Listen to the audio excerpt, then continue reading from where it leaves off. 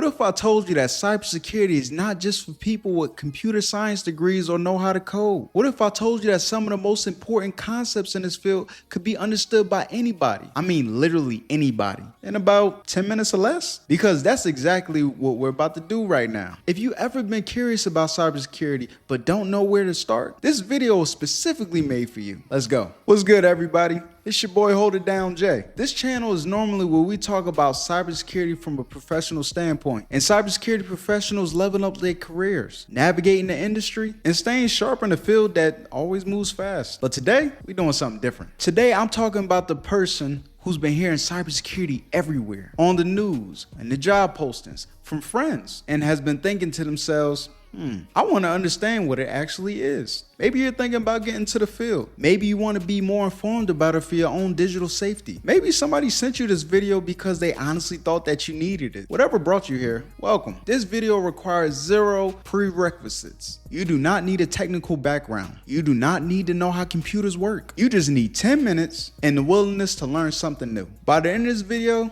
you actually gonna understand what cybersecurity actually is, why it matters in your everyday life, how attacks actually happen, and what a career in this field actually looks like, all in plain English. No jargon, no textbooks, just real talk. Let's get into it. Okay, so let's start at the very beginning. What is cybersecurity? Here's the simplest definition I can give you. Cybersecurity is simply the practice of protecting computers, cell phones, networks, and data from people who trying to steal it, damage it, or access things they're not supposed to access.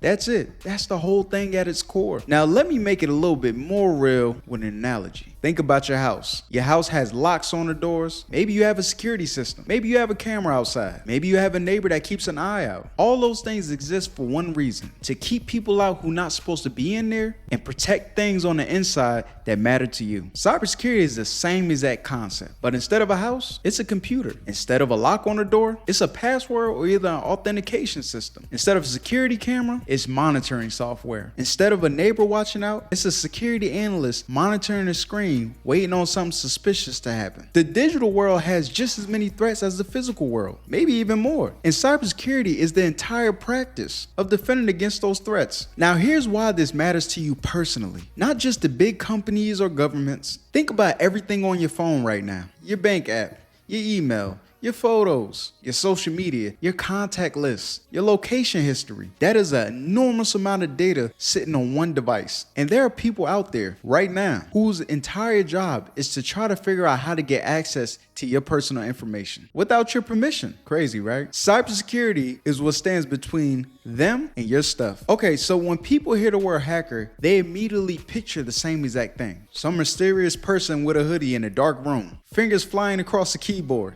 green text scrolling across the screen. Maybe they even have a skull on their desktop wallpaper. I need you to let that image go completely because it's almost never accurate. Real hackers, or what we call them in the industry, threat actors, look like regular people. They could be sitting in a coffee shop. They could be working from an office. Some of them are organized criminal groups. Some of them work for foreign governments. Some of them are teenagers who learn their skills from YouTube. Some of them are actually hired by their companies to break inside their company so they can find their weaknesses before the real bad guys do. Yes, this is a real job, but we'll get into that in a minute. But here's one important thing to understand why people hack. The motivations come down to a few simple things. Number one, money is the biggest one. The most common cyber attack is financially motivated. Hackers want to steal your credit card information, your bank login, your personal data, because all that can be sold or used to make money. There's a whole underground economy built around stolen data. It is a multi-billion-dollar criminal industry. Then there's espionage. This is when hackers, that's usually backed by governments, try to steal sensitive data from other organizations or governments, military secrets, government plans, corporate research. This is the kind of stuff you see in headlines about nation-state attacks. And then there's disruption. Sometimes the goal isn't to steal anything. It's just to cause chaos, to take down a website, to shut down a hospital system, to mess with an election. These attacks are about power and influence. Understanding why people hack helps you understand how to defend against it, because the defense always starts with understanding the threat first. All right, so now let's talk about how these attacks actually happen, because I think a lot of people automatically assume that hacking is automatically complicated, almost magical thing that only magical geniuses could actually do.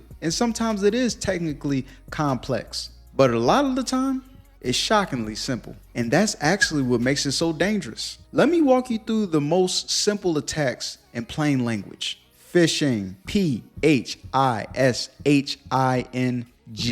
It's when somebody tricks you into you giving your information to them while they're pretending to be somebody they're actually not. The name comes from phishing because they're dangling a bait waiting for you to bite. Here's a classic example. You get an email that looks like it's from your bank. The logo looks right. The email looks professional. It says there's been suspicious activity on your account and they send you a link just telling you that you need to click this link immediately and you got to verify your information. Okay, you click the link. It takes you to a website that looks exactly like your bank's website. You type in username and your password. And just like that, you handed your login credentials directly to a criminal. That's phishing, and it works constantly because it exploits your human psychology, specifically urgency and fear. When someone makes you panic, you stop thinking carefully. That's exactly what they're counting on. Now we're on to malware. Malware is a software, a program that is designed to do something harmful to your device or your data. There are different types. Viruses that spread and corrupt files, ransomware that locks you out of your own computer and demands payments to get it back, spyware that secretly watches everything you do on your computer and you don't even know what's there. How do you get malware? Usually clicking on something you ain't got no business clicking on, a sketchy email attachment, a download from an untrustworthy website, a USB drive someone left in the parking lot. Yes, some people actually do that and some people actually pick it up and put it inside their computer. Now, weak passwords is another one. This one is painfully simple, but it causes enormous amount of simple breaches. If your password is your birthday, your name, the word password, or 1234, I need you to go change that right now.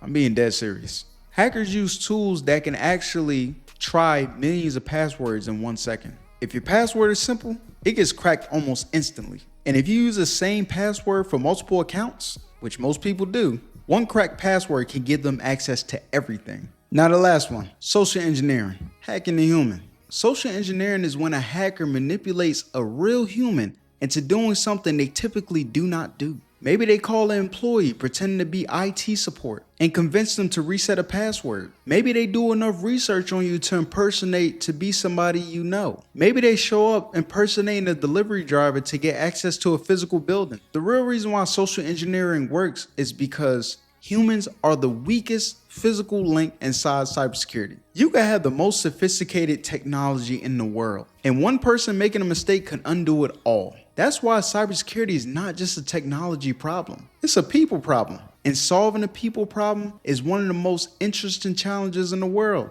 So now that I made you a little bit paranoid, let me give you the other side of this. Because for every attack out there, there is a defense. And a lot of the most basic defenses are things you can implement in your own life starting today. Use strong, unique passwords for every account. I know, it's annoying, but get a password manager. There are great free ones, and let it generate and store complex passwords for you. You only have to remember one master password. That single change dramatically increases your security. Number 2, turn on two-factor authentication as much as you can. Two-factor authentication, or 2FA, means that if somebody gets access to your passwords, they still don't have access to your account because they need a second form of verification. Usually it's a code sent to your phone. It's one of the most effective security tools and it only takes about 30 seconds to set up. Be suspicious of urgency. Anytime on an email, cell phone, text, call, whatever, or a website is causing a sense of panic and rushing you to do something immediately, slow down. That urgency is always a manipulation tactic. Real banks, real companies, real government agencies,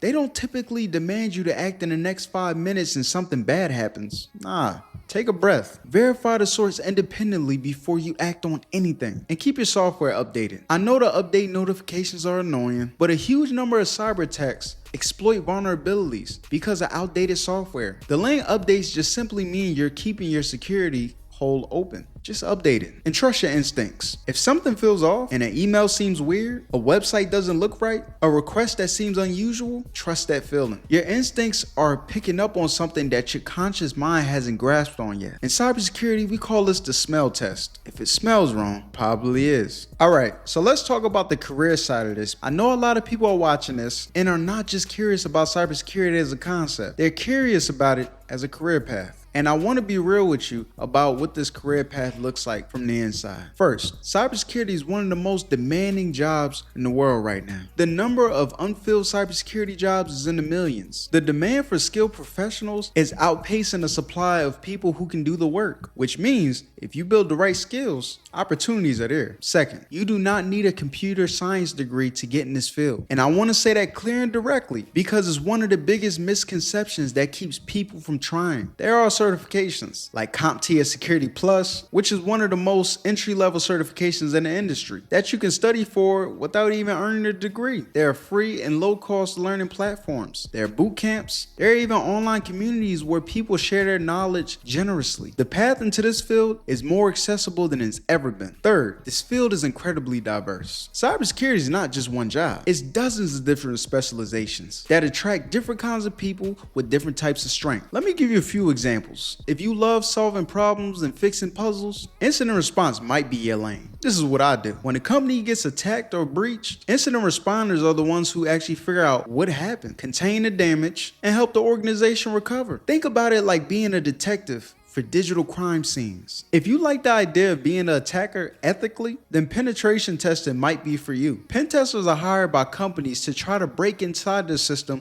before real hackers do. They use the same techniques as a hacker with the necessary permissions from their company and a paycheck. If you are a person that's good at communication, if you're a person who is great at communication, security awareness and training, these roles actually exist to specifically help their employees understand the threats. Remember when I said humans are often the weakest links? Somebody has to fix it. That's this person. If you like strategy and big picture thinking, security management and consulting roles involve helping organizations design and implement their overall security program. Less hands on the keyboard, more decision making and communication at the leadership level. And if you love technology and building things, security engineering involves building and maintaining the tools and the systems that protect the entire organization. Firewalls, monitoring platforms, authentication systems, the infrastructure of security. There's a version of cybersecurity that matches your strengths. You just have to find your lane. And the best way to do it is by learning and see what actually pulls you in. I want to take a moment to zoom out before we close and talk about why cybersecurity matters beyond just jobs and personal safety. Because the stakes in this field is generously enormous. And I don't think most people fully appreciate that. We live in a world where almost everything runs on digital infrastructure. The power grid, hospitals, banks, water treatment facilities, government systems, transportation services, all of it connected, all of it dependent on technology, and all of it a potential target. When a hospital gets hit with ransomware and has to shut down all of its systems, patient care is disrupted. Medical records become inaccessible. In some cases, lives are at risk. That is not hypothetical. That has actually happened multiple times. When a financial institution gets breached, people's savings are at risk. Their retirement accounts, their ability to access their money. The ripple effects hit real families in different ways. When critical infrastructure gets attacked, it's not just an IT problem. It's a national security problem, a public safety problem. The people that work in cybersecurity are standing in the gap between those threats and the system that society depends on every single day. It is genuinely important work, and we need more people in it. People with different backgrounds, different perspectives, different strengths. The more diverse in the people protecting these systems, the stronger the defense. That includes you. Yes, you watching this right now. If this video sparks something in you, that feeling is worth paying attention to. All right, let's bring it home. You know what it is, how attacks happen, how to protect yourself,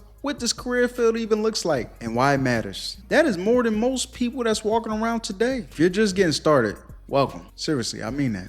The field needs you, and there's never been a better time to get in than now. Here's what I want you to do right now. Drop a comment below and just tell me, what surprised you most from this video? What do you want to learn more about? Are you thinking about getting inside cybersecurity? Let me know where you are in your journey. I read every single comment, and I really want to assist with getting your career right inside your cybersecurity journey. If this video helped you in understanding something that sounds confusing in cybersecurity, share it. Send it to somebody who's been curious about cybersecurity and doesn't know where to start. Be the person to open the door for somebody else the same way I just opened the door for you and gave you free game. And subscribe to this channel because we're going to keep building on top of this. More beginner content, more career breakdowns, more real talk about what the industry looks like from the inside. It's HoldITDownJ. Go ahead and like, share, subscribe, and comment. And I'm going to see y'all in the next episode. Peace.